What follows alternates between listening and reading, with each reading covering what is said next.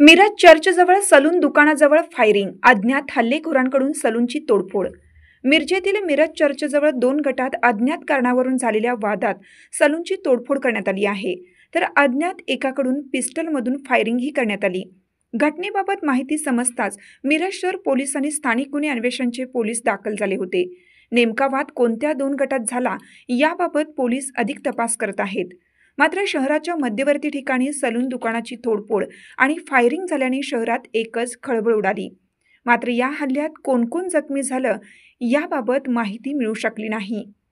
याबाबत मिरज शहर पोलीस ठाण्याचे पोलीस निरीक्षक किरण रासकर, गुन्हे प्रकटीकरण शाखेचे सहाय्यक पोलीस निरीक्षक अण्णासाहेब गादेकर, स्थानिक गुन्हे अन्वेषणचे सहाय्यक पोलीस निरीक्षक नितीन सावंत आणि त्यांचे पथक घटनास्थळी दाखल झालं होतं।